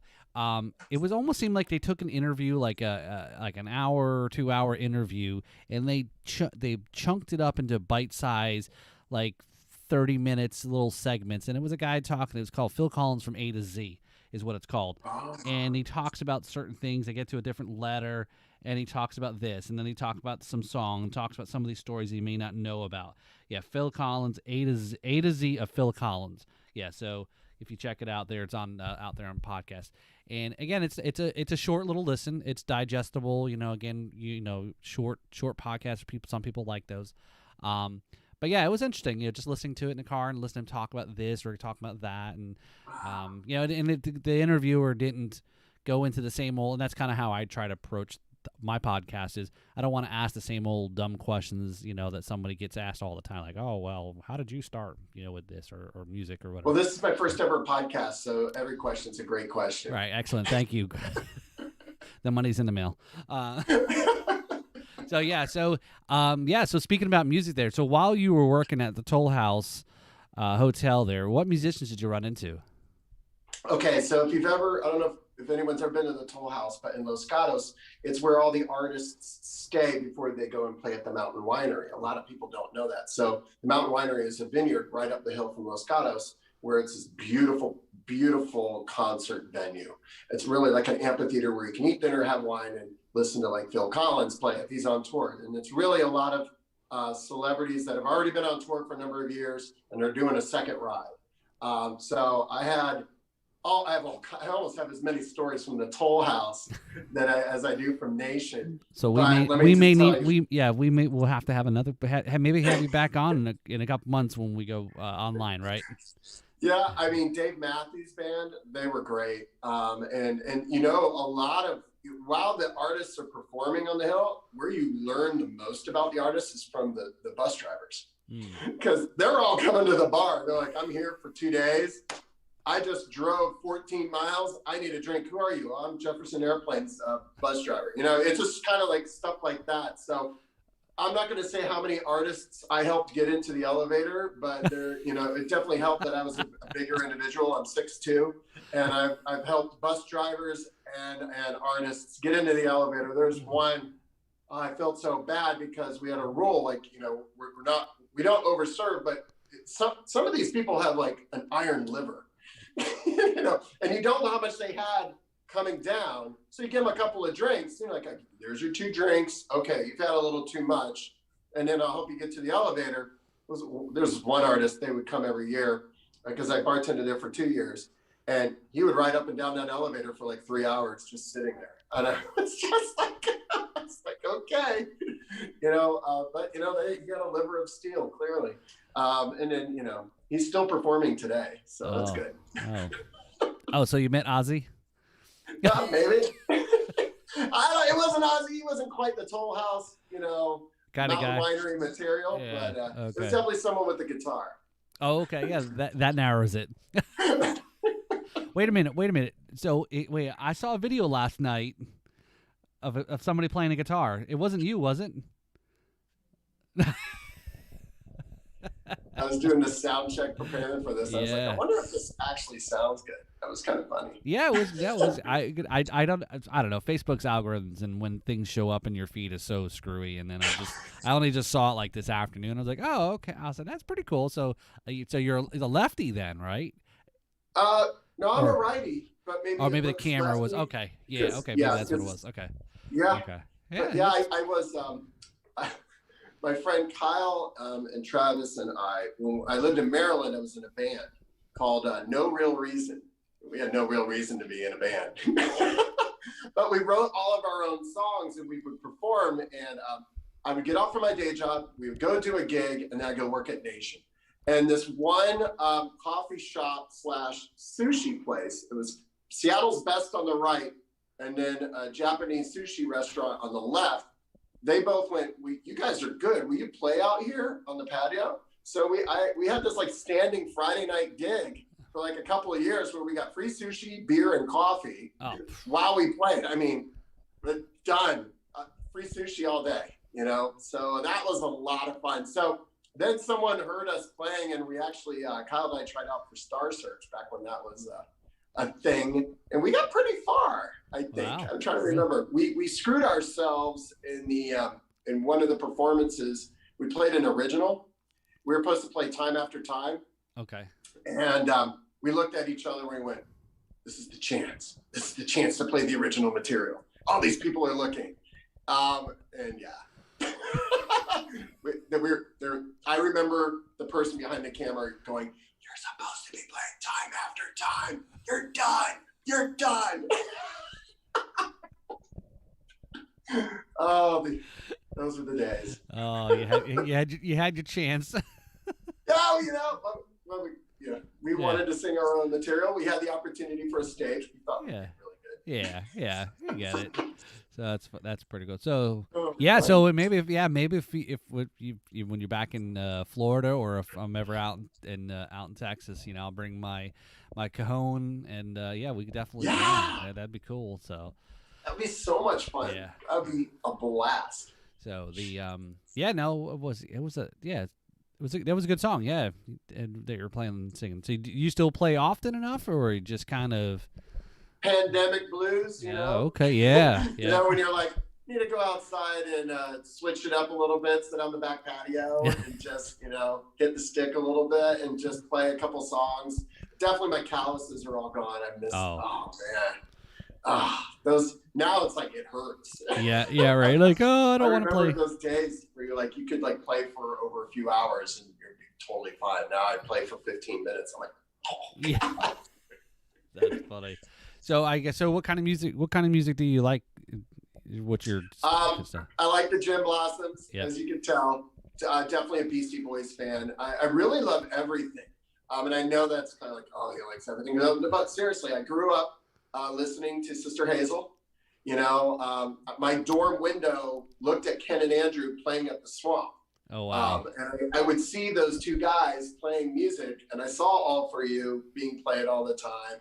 And then it was really cool to see those guys totally take off. So I was really big into like college rock and, REM and Sister Hazel. Then I 100% went on a 180 when I got to Nation, because I got exposed to everything from college music to hardcore to gangster rap to Christina Aguilera and pop music. Like, you name it, I saw everything. And I really, really became a fan of hardcore music for a while. Like, Dropkick Murphys, Hot Water Music. And then moved to the West Coast, and I there was Snoop. And so really loved hip hop. I've always been a Beastie Boys fan, though, going back to the 80s. So that was always there. And then since being here in Austin, and then in San Diego, I was exposed to like Sublime and Slightly Stupid. So that was really cool. And then when we got to Austin, just country here is just amazing. There's so many incredible artists here. No wonder it's called the live music capital of the world. Yeah. But you also have Gary Clark Jr., who's awesome as well. Yeah, I love him. Yeah. So true story. I don't know how much time we have. I could talk until midnight. So tell me to stop talking. But true story. We just moved in our house, and I'm out picking up all the kids' stuff outside in the backyard. Kids. There's they're all over the place. Yeah. Toys. Every toy they've ever had is now in the backyard. So it was taking me an hour to bring all the stuff in, and we had this big couple of bushes and trees between us and our neighbor. And I hear a guy plugged into his amp playing music. I'm like, wow, he's really good. Like, really good. We must live next to someone, a famous country singer. That good. I mean, that good. So I run inside, I grab my wife, it's like 7:00. I go, honey, you gotta hear our neighbor. He's spectacular. So she comes outside and you hear him, his last drum, he puts up his guitar and he goes inside. I'm like, I swear to you, we live next to a country music star. She goes, you're just saying that because we're in Austin. I'm like, no, I'm not kidding you. He's a country music star. She's like, whatever. So 10:00 at night, wife just goes to bed. I'm locking up the doors. I hear through the window, he's plugged in again. And it's kind of late. It's 10:00 at night and he's jamming. So I went, okay, I go out there and he is rocking, just plugged into his guitar, into his amp. And he's like, tonight, he says this over the amp, and there's clearly people now. You can hear people talking. Tonight, I'm going to celebrate being signed by Sony or something like that. And I went, oh my gosh, we live next to a country music star. I run inside, pull the covers off my wife. I go, get out of bed. I will bring these covers outside. We had a picnic bench. It's a beautiful night. It's 75 degrees. The stars are out. I'll get a bottle of wine, bottle of rum, bottle of champagne, beer, whatever you want. And I'll put the pillow and the blanket out on this table. She's like, you're going to pay for this. So I yank her out there and he starts playing She's Got It All by Kenny Chesney. And I went, wow, this is better than Kenny Chesney. Then he plays God Bless the Broken Road by Rascal Flatts. I'm like, oh my gosh, this is better than this. And he's a singer-songwriter. His name is Drew Womack. I'm hearing all this because he's talking, and he wrote all these songs for all these artists. Oh, wow. He's the original singer-songwriter. Right. So those songs are so much more passionate to him because he wrote the songs. For and him. then So I Dance by Leanne Womack, no relation. He wrote that song too, and he plays that one even better than her. Like, it was amazing. It was the best date my wife and I had ever been on, and we never even left the backyard. We've since gone out. Anytime he plays in Austin, we're like there, front row, like, it's just like, so weird. Just seeing this guy that was on the other side of the trees, right?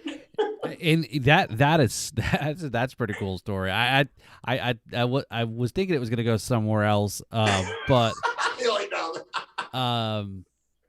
but and just kind of real quick, we'll start kind of wrapping things up. But there was on a fellow podcaster here in South Florida here,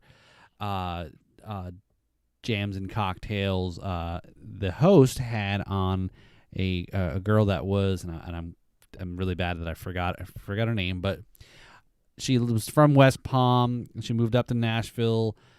She kind of was more into performing and started writing some stuff, and she was a songwriter nomination for a Grammy, and it's like a right. So the point was that it's actually a documentary about this, how songwriters, how important they are. Obviously, without songwriters, not all, right, to your point, not all the people that are performing the music are the ones that wrote the music or came up with it. Somebody else did. They just sing it. I mean, like Elvis, right? I mean, that's a good example. And I guess now the whole change in the industry, the tech, and especially with the internet and streaming, is the songwriters don't make the same kind of cut as they did when it was things that were played on the radio, right? So it's a whole different paradigm shift. And so she's like, yeah, you would think, right? And maybe the same thing is just because she's got a Grammy nominated song, she's gonna blow up and she's gonna be big and make lots of money and all that. I mean, who she was nominated for, she didn't win, but just being nominated, because then at least you always have nominated, or if you didn't win, you were at least nominated. And she but the point she was making was like, hey, I'm waitressing at a restaurant here in Nashville and trying to do, it's like, just because you have a nominated song. So anyway, my point is, right, there's a lot of these folks that are just kind of in the winds. They write a lot, like actually I think you grew up in Brevard County, right? Yeah. So I guess the guy who wrote Danny Dean, I guess, lives locally. The guy who wrote I'm drawing a blank now. Tennessee Whiskey. No way. He From lives Brevard County. Yeah, he lives, I think, somewhere here in Central Florida. So, but he's local. So he, but anyway. So, but the whole point, there's all these songwriters, right? He's wrote a lot, and to hear the songs, the way they sing them, it's like hearing the song again for the first time. Right, because it's different. It's totally different. Yeah. And it blows my mind, and they're so passionate when they sing it too. Like, right. You can see, like, they're closing their eyes, they're not staring at the audience, like they're into it, right? Right. They're almost going back to the moment when they wrote the song. Right. Yeah. And you can see that, and that's the energy there. So it's cool. A different. I went up to Nashville, and I know everyone who listens to the podcast hear me talk about this, but I went up to Nashville, and it kind of what gave me the kick in the ass to start this podcast up, and I take the idea of finally do something with it, and. Just seeing all the musicians, I was loving it. Musicians everywhere. It's kind of like or New Orleans, but just cleaner. And I was there for a drum workshop. Was with Rascal Flatts drummer Jim Riley. Wow. So here I was taking, this workshop with this, guy, and it was like, super great guy. I'm trying to work some things out and have him on the podcast here and soon. But it was just the music and I know Nashville got hit pretty hard, as far as the industry and trying to get musicians back and how do you balance some things like we were talking about the cruise industry. But so anyway, all right, Joel. So as we start winding things down here, so I'm sure you've listened or watched the podcast before, and for those guests that are drummers, they get the in 4 beats or less, and for the rummers, they get in 4 sips or less. And what this is first thing that comes to your mind. Sometimes it's a yes or no. It's either So this was not in the questionnaire because again, I don't want to have. I didn't know this. Don't have too much predictability here. Yeah. Do you want to? Do you want to take another shot just to kind of calm your nerves there? Yeah, this is kind of I'll take my love shot. All right. So it's first thing that kind of comes to mind when I kind of read the. I'm gonna fail at this because I'm a studier. All right. No, this should be too hard. Okay. So in 4 sips or less, on the rocks or neat? On the rocks. Okay. All right. Well, we talked because about of the crushed ice. That's right. I got my Sonic ice now. It was neat until I got that. Sorry. I know. I'm talking that's more than 4 sips. Sorry. All right. So since we talked about, your branding and your marketing is kind of focused around, the 80s and the love of it. And again, I wanted to show that I had busted out my Walkman here. That is my Walkman from back in when I was in high school, back in the 80s there. It's got the reverse. You got the puffy headphones? The little puffy headphones? No, those definitely are gone long time. So, but yeah, I think I tried it not that long ago. I can't remember if it actually still works, but I still have it. And I have my Sony Discman too, the portable CD player too. Yeah, oh my God. And for those of you who don't know what this was and how crucial a pencil was when listening to it, yes. Woo, so look at that. Get the pencil, wind it up. So for since that we're kind of enjoying the 80s feel here. So here's this question. So you're from the 80s and you grew up watching a lot of TV now. Okay. As a boy during the 80s, which car? Kit, General Lee, or the A-Team van? A-Team van. Oh, without a doubt. I want to ride that way. The problem, more than 4 sips, but B.A. Baracus and I would go at it because I want to drive that thing. Remember, you wouldn't let anyone drive it? That's right. Unless you dope them up. Yeah. So, you want to get on a plane? I don't know. It's tough. I know the remake. They did it. I think of all the 80s remakes, I think the A-Team remake has been probably the best one I've seen yet. So all the other ones I've never been a real big fan. All right. Yeah, so even they screwed up Miami Vice. How could you? Oh yeah, right. So all right, we're gonna stick with the 80s here. All right. So I'm not sure if you want to admit to this or not. So you can pass if you need to. So pass. All right. So at 4 sips or less, did you ever own a pair of parachute pants? No. Okay. If your answer was no, I bet. Jams. I bet. I had jams. It's too hot in Florida. I was gonna say I bet at least Z Cavarici.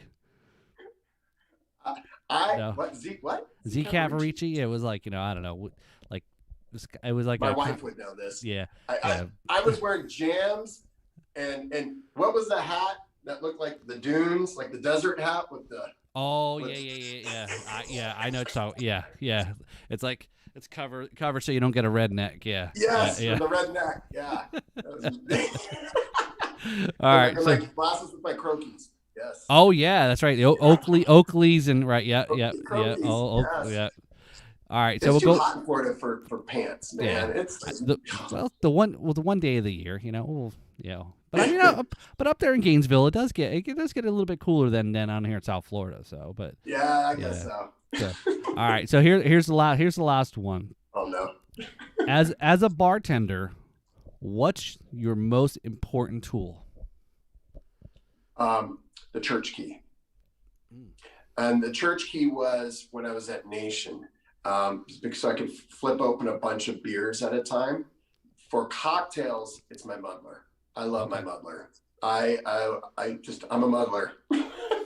So and then for wine, sorry, I can't do this in 4 sips. Dang. And then for wine, it's they have all these fancy gadgets now to open a wine bottle, right? Yep.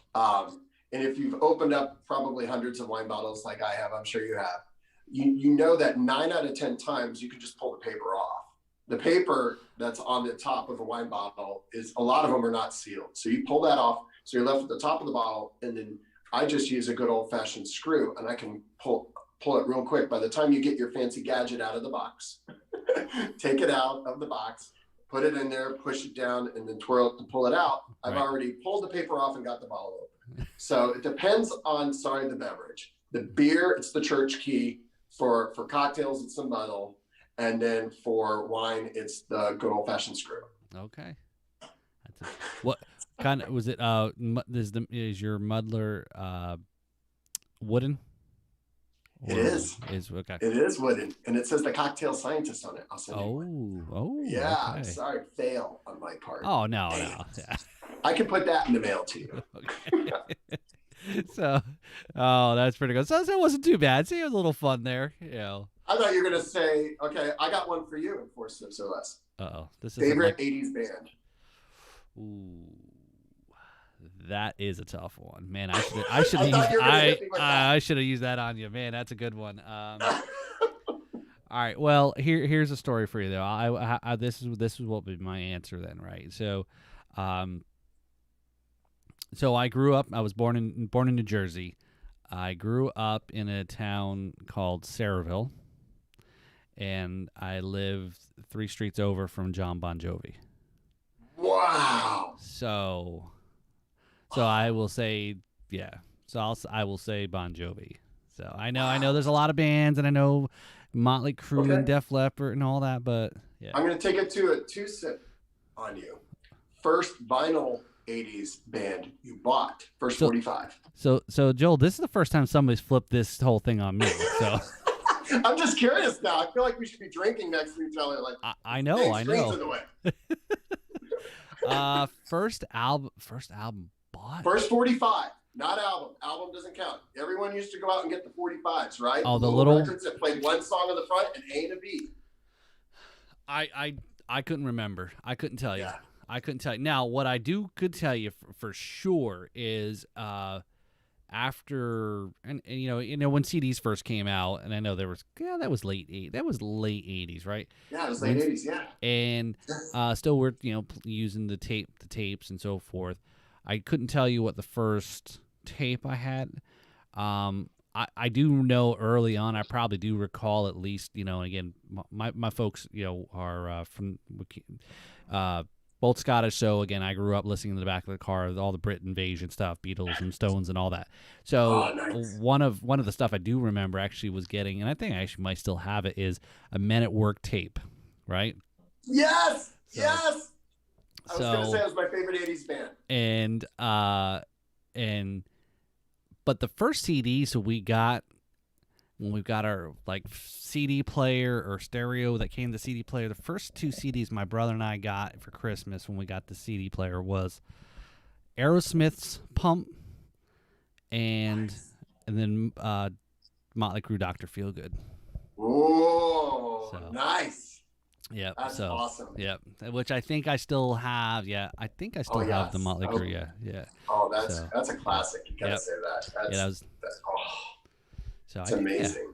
Yeah. God, I can't believe that album came out, and it just seemed like ago. that. Well, that was a huge changed everything. Dr. Feelgood was a huge album at that time. They'd been out for a while, but that because I was thinking about that. It was like if that came out in the 88, 89, I guess, and they rode that tour and that album, those songs there was like hits after hit. Well, on MTV and so they were playing Whiskey Go Go. Yeah. They were just rocking it, and it just built them up unbelievable. But so Joel, I was talking to a buddy of mine about as an idea because I started doing Friday night little update videos like I did last night, and just about the past talk about the week has gone by and what's coming up in the next week, and I'm doing.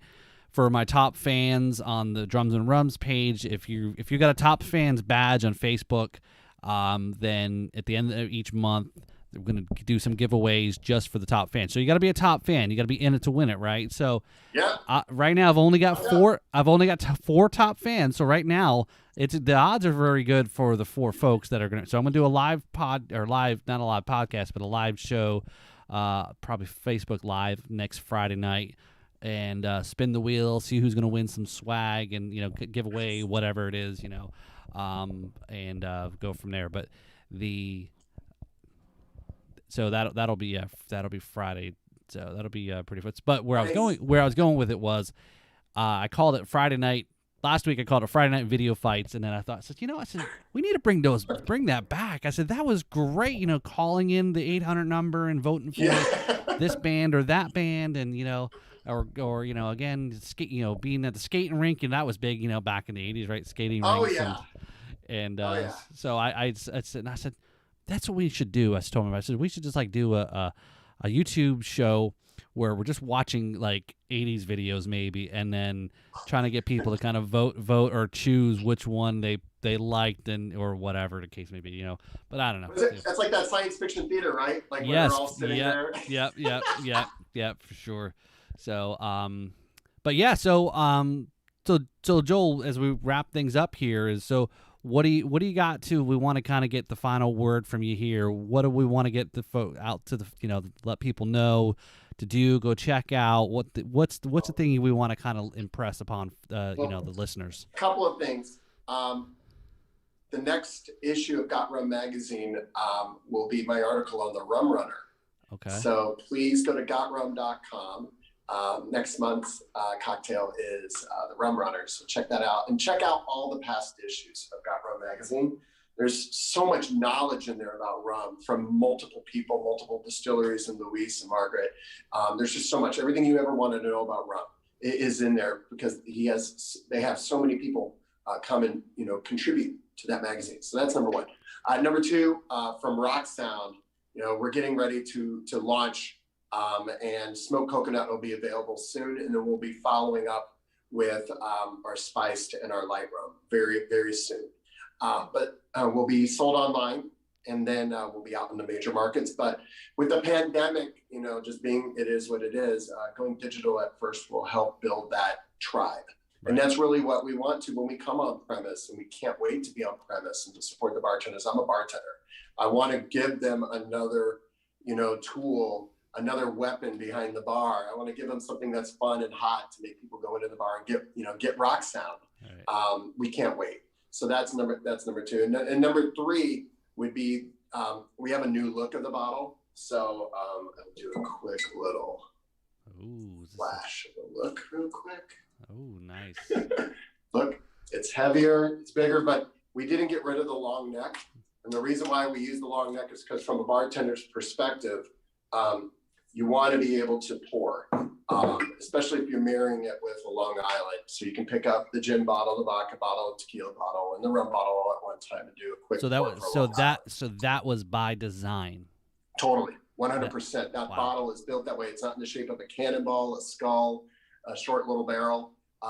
This bottle is designed for the bartender. I remember being behind the bar, and I hated picking up bottles that were not shaped in something that I could pour quickly. Yeah, like an Absolute bottle with a very small neck, right? Oh my God! Yeah. And people were ordering Absolute all night. I mean, I was a Mandarin orange drinker. I loved that back in the day, and it was just like, this is annoying. You would have to pour it like. Yeah, it was just weird. So those are the big things that are coming out. So we're super excited. And please follow our Instagram page, because we have nothing but fun. That page is social media fun. And there's so many SM sites now. You've got Twitter, Facebook, Instagram, Snapchat, TikTok, LinkedIn even. We've doubled down on IG just because our brand is all about having fun and escaping the pressures of society. Every other social media platform, it's so easy to deviate into stuff that brings pressure into your life. Right. So that's why we focus on Instagram, because really what everyone wants to see is pictures of kids, families, and spirits. Yeah. And I want to thank you again, Joel, for this cool there. So there you go. So Yay! now when I go to I go to the UF game here now I've got Oh yeah, you're gonna be on ESPN front and center. Actually, well, hey, yeah, hey, obviously that worked then, right? And as well too, will be coming in the mail for you too and for all of our guests. Awesome, there, right? Thank you. I will wear that. Yep. So Thank you. all of our I don't give the shirts away. I started off was going to sell them, and then I said, you know what? Maybe I wasn't pushing hard. Nobody was wanting to buy them, I guess. And I said, and I said, well, I'll just dump them on my guests instead. And so those shirts are only guest shirts. I said I don't even sell them. I don't even for available for anyone else. I just if you're on the show, I've got guests that I've had on and from Europe, Canada, Scotland. Was a rum maker up in Scotland, and just to say, hey, somebody's walking around Europe, wearing my shirt, and again, it's so it's totally but as you said, right, there's all about the branding and marketing, and try to get people to see it and so forth, and so on. I've had a really great evening here, Joel. Talk through all this here, so. Make sure everyone make sure you check out drinkrocksound.com. That's their website there, and as Joel mentioned, check out them on Instagram. They got a lot of great, as Joel said, posts and really funny and entertaining to kind of tie the brand to have enjoy the 80s references and just the whole about the vibe and so forth. So like I said, all of us Gen Xers, and those that now kind of like when we were kids, we were all fascinated with the 60s, for us, we're about the same age, and we were all we were fascinated about 60s and bell bottoms, and now kids that are, again, it's everybody always wants to go back. Yeah, so we're really focused on just having fun. So Paul, thank you so much. I really appreciate this. It's been an honor to be on your show. I appreciate it. So I'd like to thank Joel for coming on the podcast. This episode will be available on all your favorite podcast locations Thursday, April 29th. So check us out over on Facebook for all of our upcoming shows and live streams. Please check out Drums and Rums podcast and give it a like, follow, and lots of other great episodes that are out there. Follow us on Facebook, Instagram, subscribe to YouTube. Trying to get us up to 100 subscribers on YouTube so we can get our custom URL, and that's, and I think there was a question you asked about podcast video versus audio. We do right. All the audio does get posted on Thursdays, and the video is just extra. Now I know. Yeah, I'm a newbie. Yeah, so the video is here like we do. It's extra content. This is more fun. Yeah. Yeah. So there's some that are. What I found is, or I was reading that there's a lot of people that did a lot of YouTube, heavy YouTubers, and then they've started to, I guess, come over to podcasting and push their audio that way, because most people listen to things now, with their earbuds in, and they can't watch, right? They can listen, but they can't watch, right? So they port that over there. So, but anyway, so visit our website, drumsandrums.com. I want to thank you all and have a great day. So this is where the backbeats meets the spirits. Thanks all.